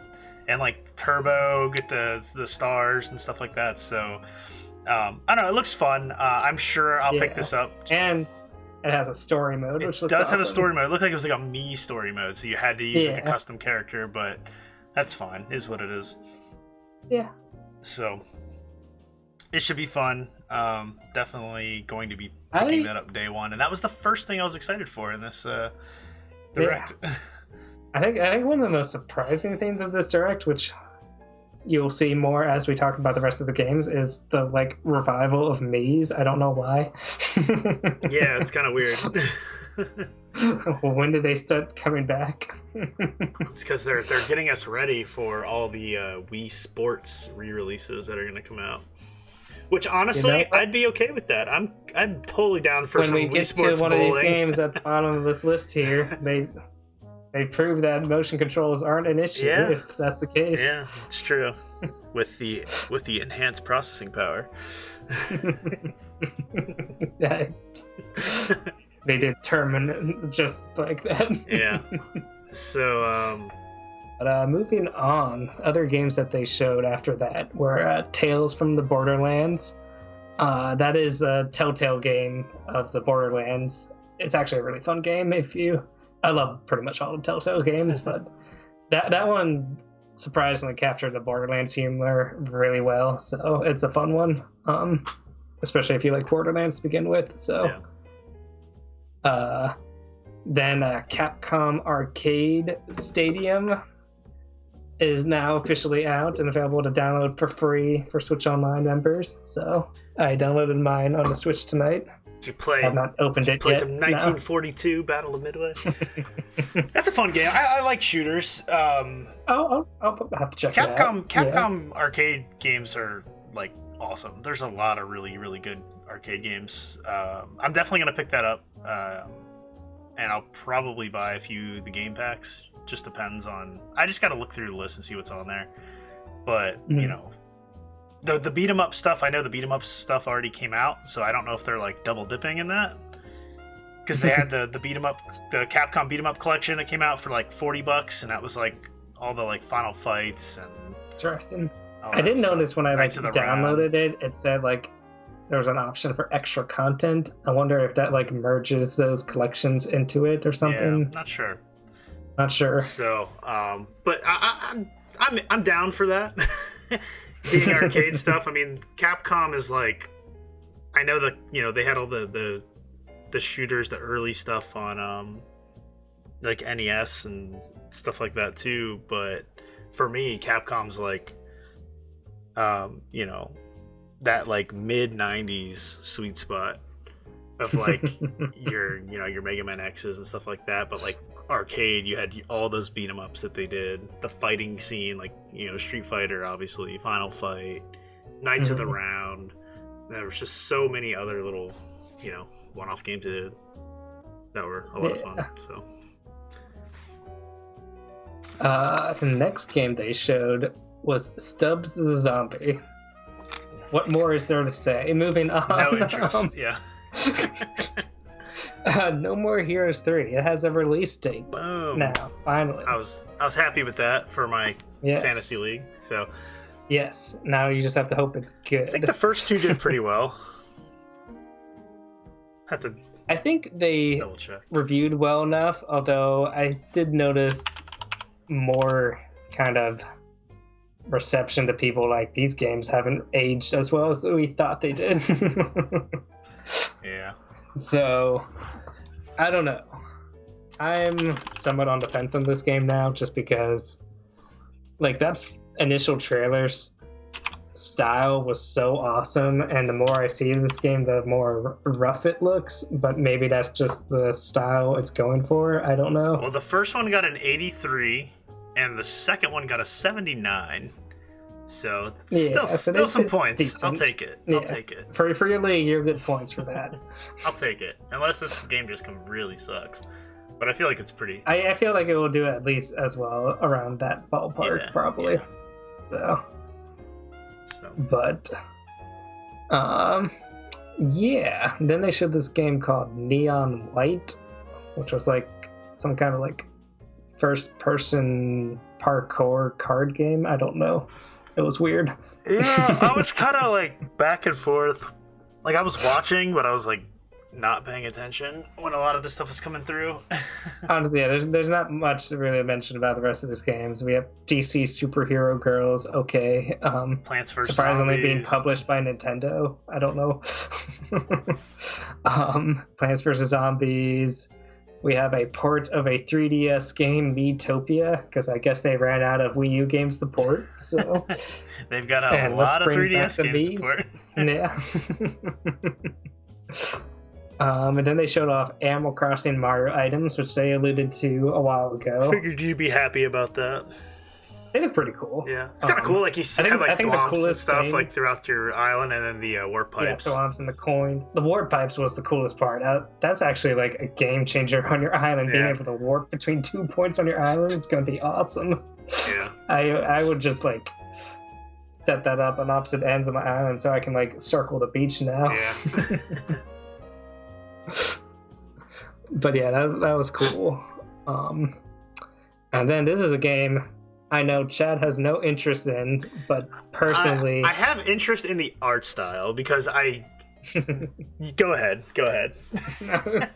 Well, I do know you love the Octopath art engine. I do. I think it looks beautiful. Everyone can agree. It's awesome. I would love retro to see and like Chrono Trigger like in that engine. Yeah. Just because, like, as much as like, do you want to do that to Chrono Trigger? I don't know what the reception would be, but I would love to see it just because it looks okay. so cool. I would accept it as a Chrono Trigger port that you could flop like back and forth as desired between the two art styles. Yeah, it'd be cool. Original and the Octopath engine. Yeah, it'd be cool. Yes. Do it, Square. $60. You can put a charge. $60. Done. But that's not what they showed here. They are making a new obscurely titled project game, not Octopath this time, but at the same engine. But this is called Project Triangle Strategy. And it looks like Octopath times Final Fantasy Tactics times like 3 houses, and all those keywords intrigue me for the right reasons. I love the art engine of Octopath. I think the tactics gameplay of like Final Fantasy Tactics was awesome. Combining it with like a kind of campaign 3 houses choosing story narrative, I think has so much potential to be very interesting. And there's a demo you can download right now. And they said eventually they will send surveys for feedback as this game is coming out, slated for 2022. So, sorry, I asked you to record right now instead of letting you go play your demo, because I'm sure that's what you would be doing right now. I will definitely check it out at some point soon. But that was the reason I think this is the coolest game of the Direct, is because it was the most unexpected game. Yeah. I did not expect anything new from those developers using that engine and of this new kind of genre. I was like, okay, I'm digging this. I definitely want to see where this goes next. So yeah, I wanted to play Octopath Traveler. I played a little bit of the demo. Not much. I maybe played like a half hour of it, if that. But I'm a little jealous that some people recently were able to get physical copies at Walmart for like $10 because they're on clearance. Yeah. And I did a brick seek search in our area to see if there was anything, and I did the search for that as well. Although I was hoping to snag Xenoblade Chronicles Definitive Edition for $10 because I probably would have tried that. Yeah, I mean, honestly, if I would have found any of those games for $10, I probably would have grabbed them because it's $10. Like, it's worth a shot, you know. I think they had like Super Puppy Pals or something. If you wanted that. No, thanks. Maybe not that one. Got to be careful with what you say, right? But yeah, I did try the Octopath Traveler demo back in the day as well, and I did like the Primrose option campaign. And as beautiful as that game is, I have a threshold for like how RPG games I can handle, and that was too much. Yeah, I still want to play. Just going back to Chrono Trigger, like I want to play I Am Setsuna still, just because that's supposed to be like a spiritual successor to, you know, like right, or like very inspired by. But I heard it was kind of meh. And I don't know. To not hear like I don't hear people raving about Chrono it. Trigger level praise. Yeah, and I don't think we'll ever see that again. Like, I don't know. Like things are just in a different you know, just different now. That's all it is. I tell you, man, CrossCode is awesome. It's not Chrono Trigger awesome, but it's probably the most I've enjoyed and the I game. don't understand why Chrono Trigger's so good. Like, I mean, I don't know. Like, I don't even like RPGs, but I love the game. I don't know. I just love it. I love, like, just the time travel aspect of everything. Just It's like the most original game I have seen, like, it's cool. Almost ever. I love it. It's so much fun. Anyway, let's continue. Let's try to finish this. Yeah, we're almost done. Yes. All right, so we have a bunch of more games that probably don't warrant much discussion, but Star Wars Hunters, they didn't even really show what the heck that was. I think it's free to play. It's a free to play, like... Is it free to play? I'm pretty sure it's free to play. I don't know. Yeah. It seemed like Nintendo's version of Battlefront. Yeah. I don't know. Yeah, I'm pretty sure it's free to play. This next game, Knockout City. Oh yeah, that was the most like worst trailer I think I saw. That was like the longest trailer that they showed. Yes. Well, first of all, there's like showing like all these different genres of like video games characters. I thought it was gonna be like interview. Fortnite or something. I was like, what the hell is this? Like, I don't know. I'm like, okay, what's going on? And then all of a sudden, I just like switched styles to like the most boring like Xbox avatars throwing dodgeball, and I'm like, this is not at all what this trailer was leading up to. Your characters look 1,000 times more bland and boring. What is this? Yeah. I think it was an EA game, so that pretty much answers its own question. Yeah. Moving on. It was an EA game. Yep. World's End Club. I don't even remember seeing that. There was a couple things I kind of tuned out of. I think that was like a bunch of kids like biking through Japan. Okay. I don't know. Yeah. Hades is getting a physical release, which is cool. It's cool. I still haven't played Hades. Everyone says it's awesome. I'm interested in trying it out at some point, but I think I'm not pressed. I feel like I should try just because everyone talks about it, but that's kind of the same thing with like Dead Cells. I still never tried that, and everybody said Dead Cells was good. You played Dead Cells, didn't you? You picked it up. I picked it up and played it for like 10 minutes. On Epic, and then I died, and then I got back to the beginning, and I was like, I don't really feel like playing through that again. Yeah. At this moment, and I have not done so yet again. So. Yeah. So, I mean, it's cool. It's getting physical release, though. I mean, that just proves the success of it.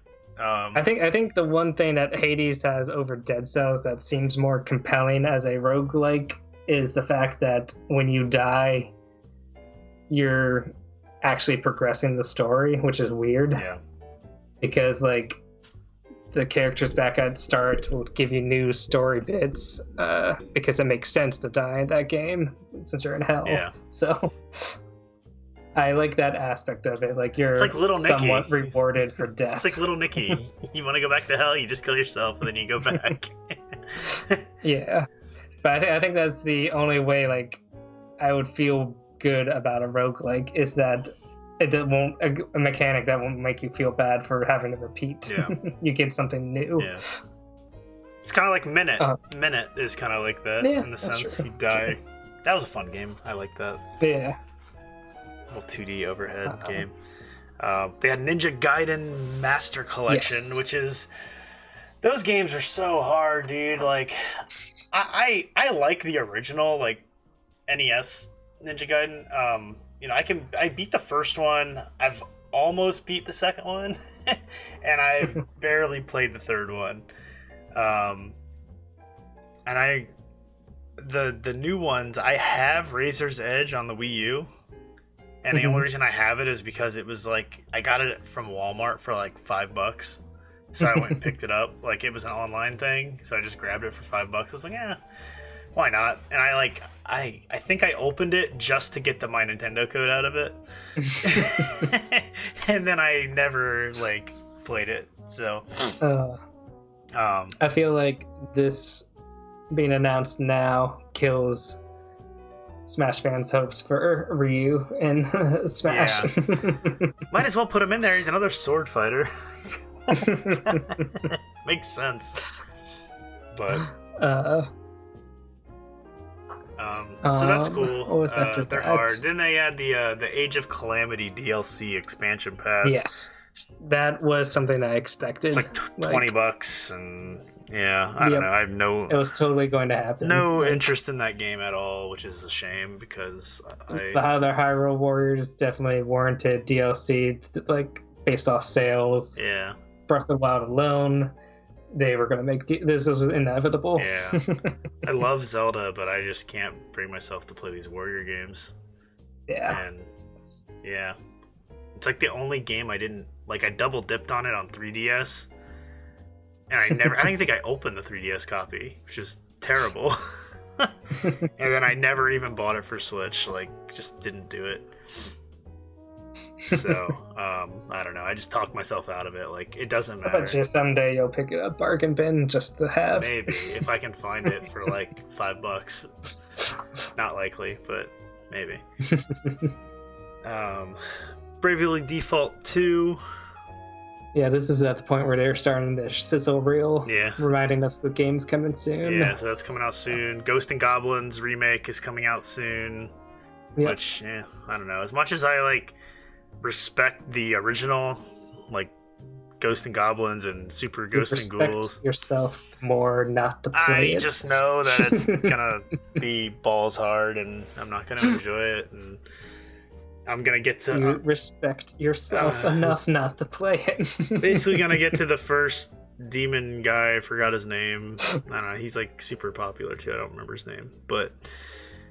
I did enjoy He's gonna what kill was me that instantly. Retro Game Master we were watching, and he took that on. Yeah. That's about as far as I ever got. Like as a kid, I got there and died, and I was like, "All right, well, I guess I'm done with this game." But I did force myself to play through Super Ghosts and Ghouls on the SNES app, and just rewound it. And did force myself to get through it, so it was fine once I got with that. But I had to do it at least once just to experience the rest of the game to see how just unfair it is. I played through that as well, up to the point where I had to repeat the game because you needed a princess bracelet. I was like, F this. Yeah, I think I actually did that. I'm pretty sure I did. I was like, I'm not playing through this again. But it wasn't so bad the second time. I don't know. You got Saga Frontier Remastered. I feel like I recall I don't know that seeing game. that. Yeah, I don't know. And then... So I have no judgment if it actually looks better or not. Sorry. Yeah. And then Apex Legends, which didn't that leak like a month ago?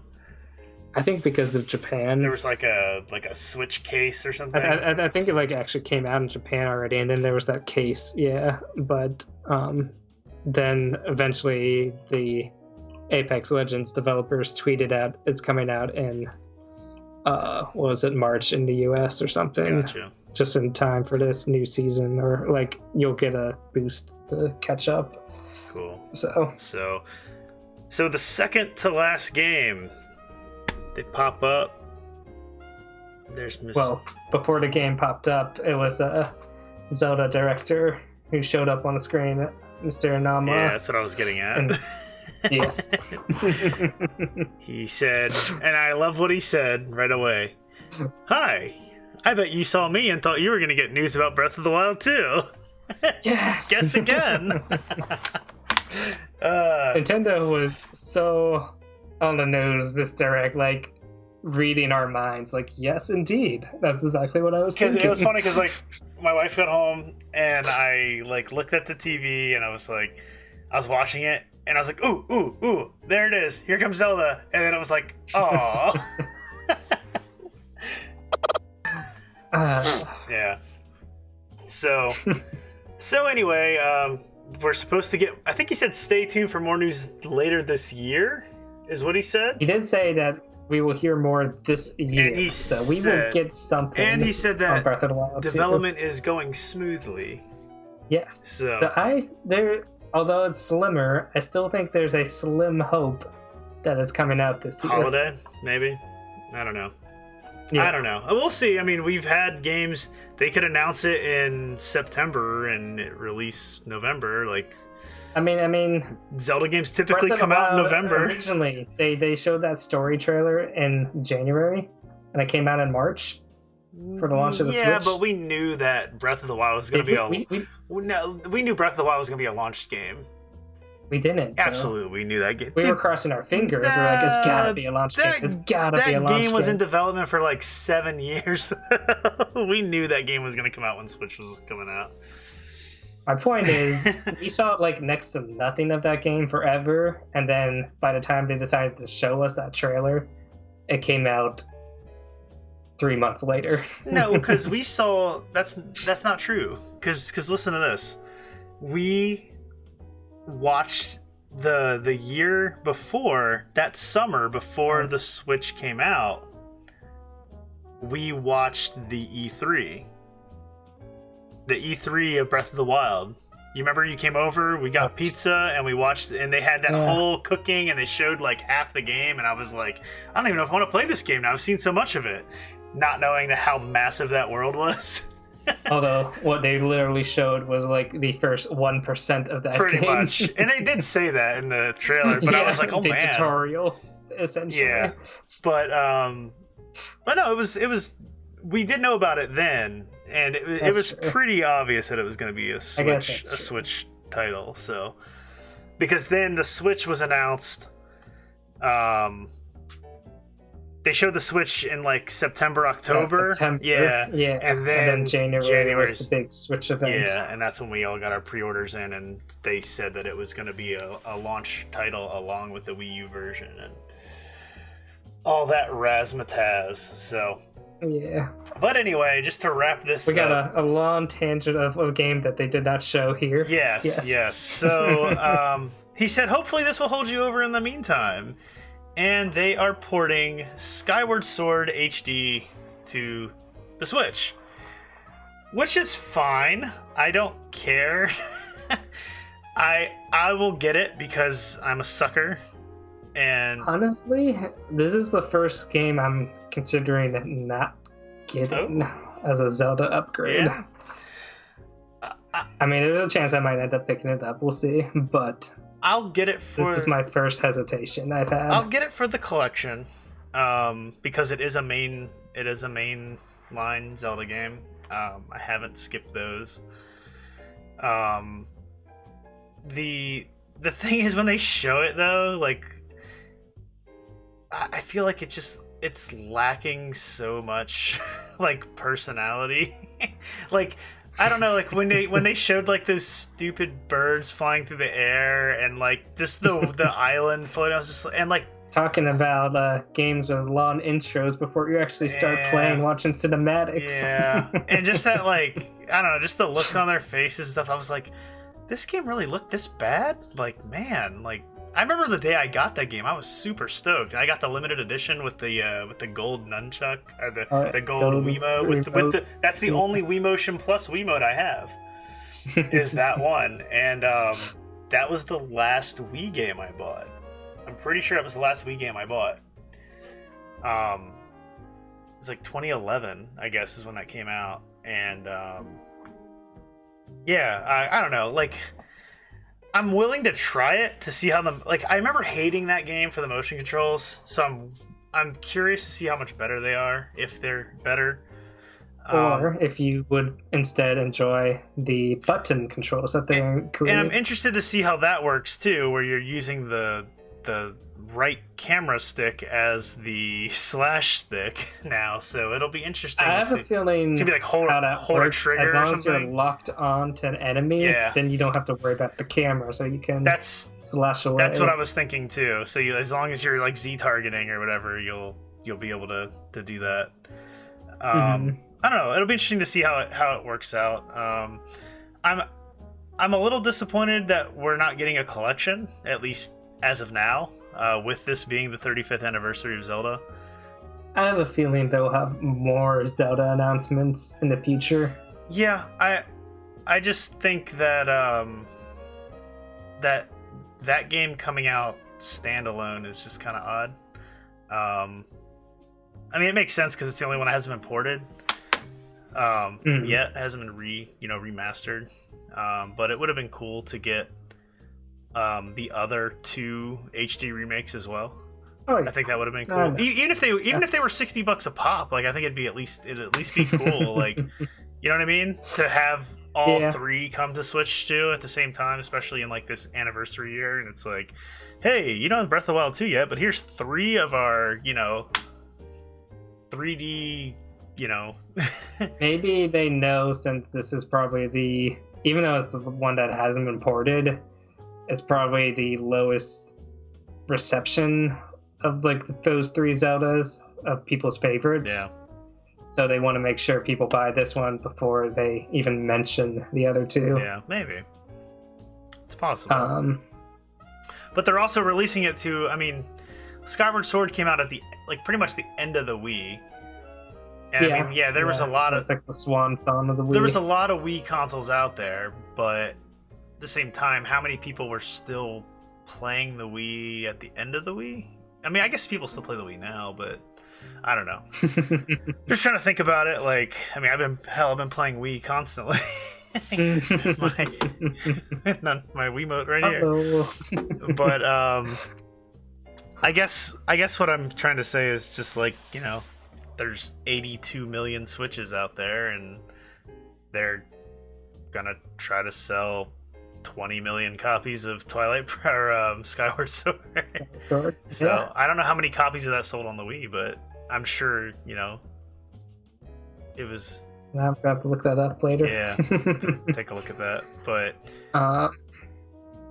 so like anyone who hasn't played this, like getting this port is awesome. Like I have no qualms with that. It should exist for that reason alone. The game is fine. Like I don't remember like hating the game for any reason. It was just the motion controls that were frustrating, but like the overall story was fine. That's kind of my qualm here is I don't know if this is the reason I buy pretty much every Zelda new release is because I feel like they're upgrades in a sense. Like they improve something that warrants wanting to buy it, a new Zelda. Like the 3DS ones were awesome for like their touchscreen and like the upgraded visuals. The Wii U ones I loved having, like the Wii U gamepad felt so cool having your inventory and map at the touch. Yeah. This, I don't know if the Joy-Cons are going to feel better than the Wii Remote and Nunchuck in the terms of like motion controls, holding them, how they feel. Like the Nunchuck felt like a good shield. The Wii Remote felt like a good sword. Those Joy-Cons are going to feel like tiny little nubs trying to replicate the experience. Yeah. And until I hear more about the button controls, I don't know if that is going to be an improved experience as well. Yeah, I don't know.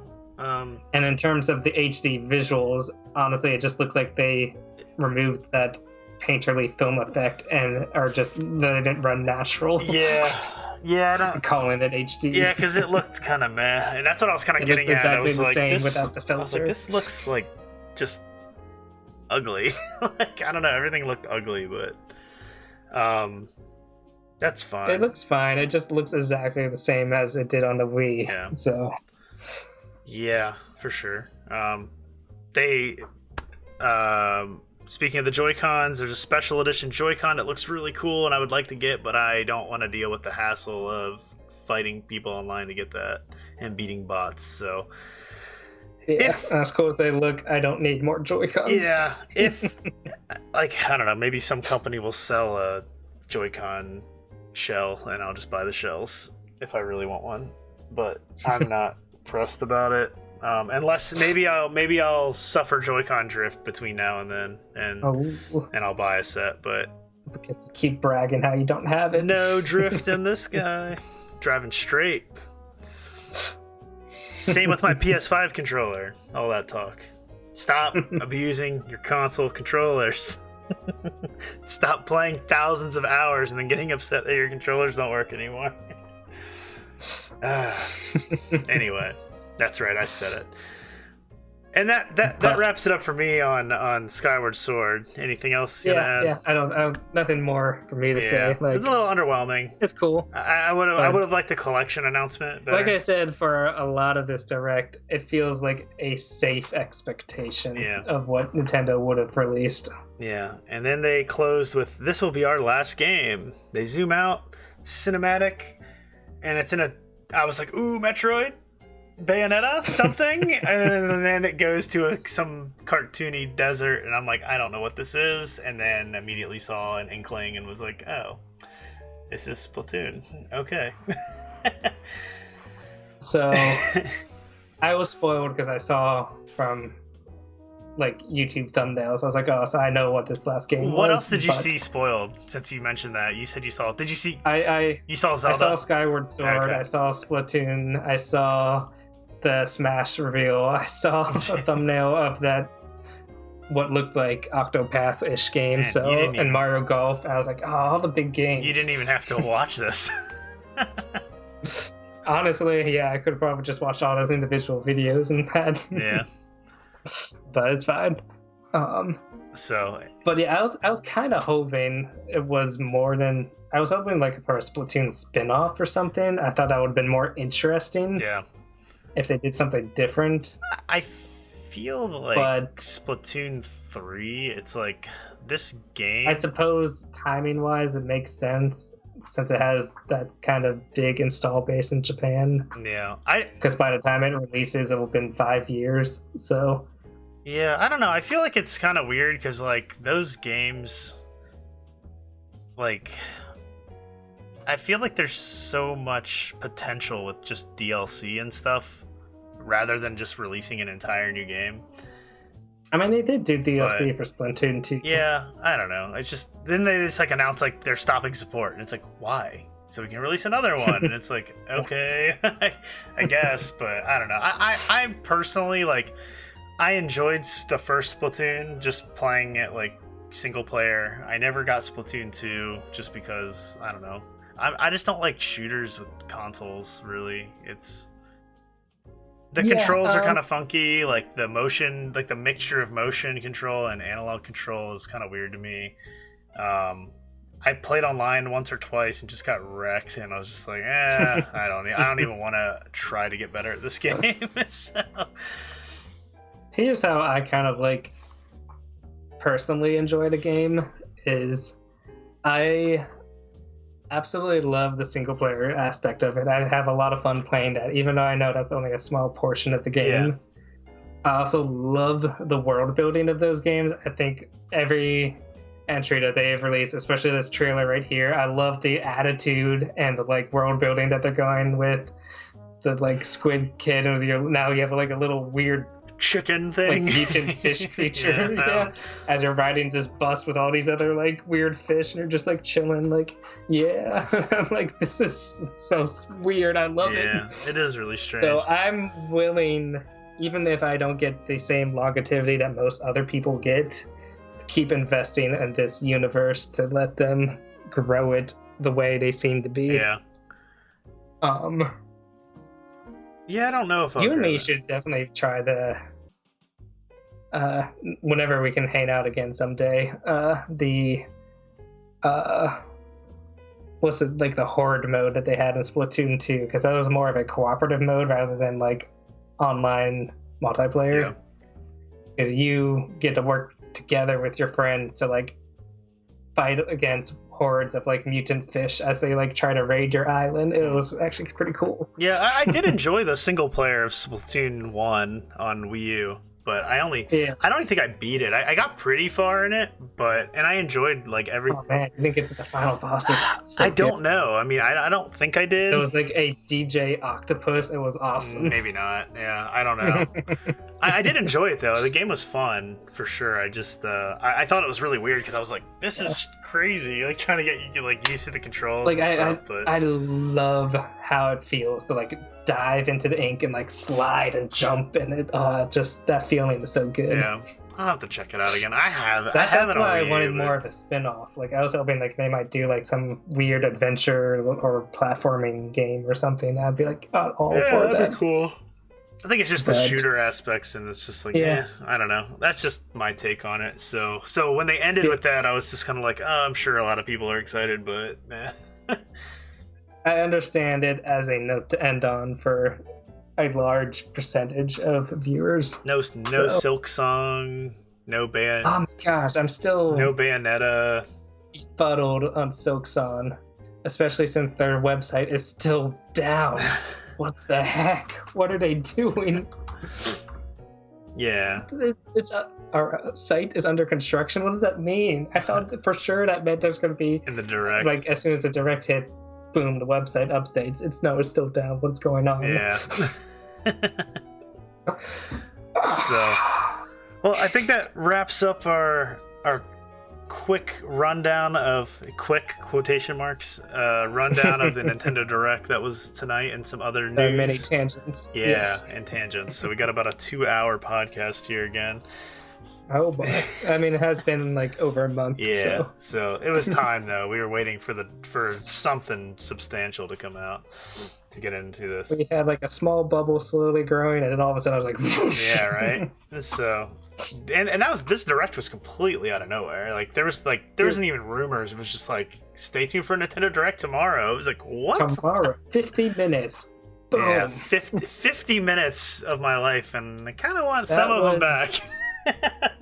Yeah, that was a substantial amount of filler in that Direct. Yeah, it was a little underwhelming for the length, but hey, we're getting a Mario Golf out of it, so that's getting Mario Golf. Happy with that. Saw a new Octopath-ish game, and Zelda. So we do for Smash. I don't know. Yeah, we'll go from there. But I think that wraps it up. So until then, play some Astro's Playroom, get some speed runs in. Maybe we should post our records on the description for people to try and beat. Hey, I'm like 175 in the world on my space run, I think. There's so many other people that are better at glitching games than I am. So anyway, but. Yeah, so play some games, watch your release trailers, stay safe if you're in a... Download some demos, try out some games, yeah. Stay safe if you're in an area that's getting hammered by the cold and the snow right now. We're supposed to get some of that tomorrow. So, that's right. Yeah, I know, like, half the country is, like, freezing right now. It's kind of crazy, but... until then, we will see you next episode, whenever that will be. Hopefully not a month again. We might get something in a couple weeks if we get any news. Silk Song. Silk Song. Or if we want to just talk about something that comes up, or maybe get into a stream. Haven't really done any of that in a while, so yeah. Well, until next time, everyone. Happy gaming. Take care.